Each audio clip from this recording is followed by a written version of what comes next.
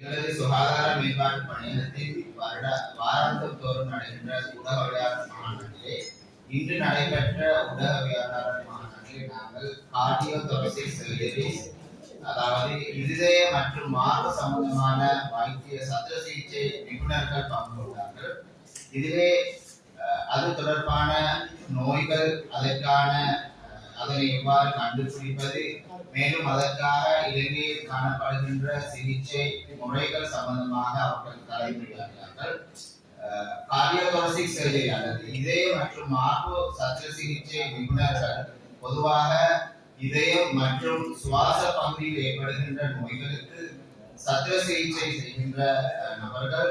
இலங்கையிலே காணப்படுகின்ற அரசாங்க வைத்தியசாலைகளிலே இதற்கான ஒரு சில வைத்தியசாலைகளிலே இதற்கான சேவைகள் வழங்கப்படுகின்றன. உங்களுக்கு தெரியும், இந்த நோய்கள் சிறுவர்கள், பெரியவர்கள் மற்றும் வயோதிகர்கள் என்று எல்லோருக்கும் ஏற்படுகின்ற நோய்களாக காணப்படுகின்றன. அண்மை காலமாக இலங்கையிலே குறிப்பாக இளம் வயதினர்கள் மத்தியிலே இந்த நோய்கள் அதிகமாக காணப்படுகின்றன. 10 வருடங்கள் பார்க்கின்ற பொழுது இந்த நோய்கள் அதிகமாக காணப்படுகின்றன. உங்களுக்கு தெரியும், தொற்றான நோய்களுடைய தாக்கம் இலங்கையில் அதிகமாக காணப்படுகின்றது. குறிப்பாக நீரிழிவு நோய், பிரஷர் மற்றும் கொலஸ்ட்ரால் நோய்கள் அதிகமாக ஏற்படுவதனால் இந்த இதயம் மற்றும் சுவாசப்பை தொடர்பான நோய்கள் இலங்கையிலே அதிகமாக ஏற்பட்டு அதிகமான மக்கள் சத்திர சிகிச்சைக்கு உட்பட்டு இருக்கின்றனர்.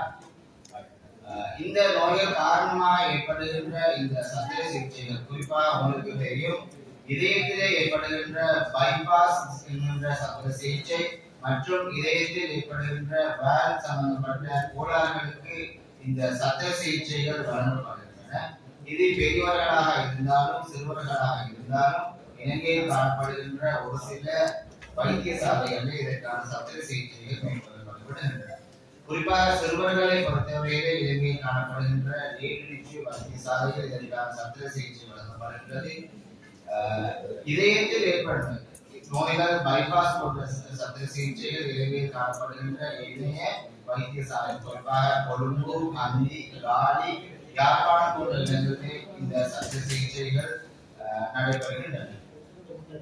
குறிப்பாக சொல்ல வேண்டிய ஒரு விடயம்தான், சுவாசப்பையில் ஏற்படுகின்ற புற்றுநோய் இன்று இலங்கையில் அதிகமாக காணப்படுகின்றது. இதுக்கு முக்கியமான காரணம் எமது ஸ்மோக்கிங் சொல்வார், புகைத்தல் ஒரு காரணமாக இருக்கின்றது. அதே போன்று சுற்றுச்சூழல வாயு மண்டலத்தில் ஏற்படுகின்ற பொல்யூஷன், ஏற்படுகின்ற அந்த சீர்கேடுகளும் வலியில் ஏற்படுகின்ற மாற்றங்களும் இதற்கு காரணமாக இருக்கின்றன. எனவே இந்த வாரான விடயங்களை நாங்கள் தவிர்த்து கொள்ள வேண்டும். குறிப்பாக தொற்றான நோய்களுக்கான காரணங்களாக இருக்கின்ற எனது உணவு பழக்க வழக்கங்கள், உடற்பயிற்சி, மது அருந்துவது, புகைத்தல் போன்ற விடயங்களை மிகவும் கவனமாக நாங்கள் தவிர்த்து கொள்ள வேண்டும். குறிப்பாக இன்று பெண்களில் ஏற்படுகின்ற இந்த சுவாச புற்றுநோய்களுக்கு காரணமாக இருக்கின்றது எங்கள் வீடுகளுக்கு ஏற்படுகின்ற வலி, சுவாச காற்றில் ஏற்படுகின்ற மாற்றங்கள்.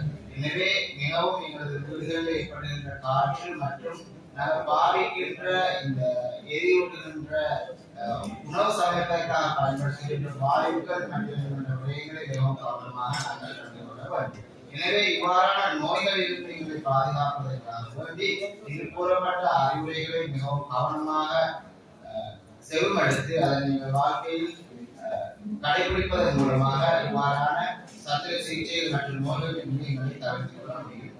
நன்றி.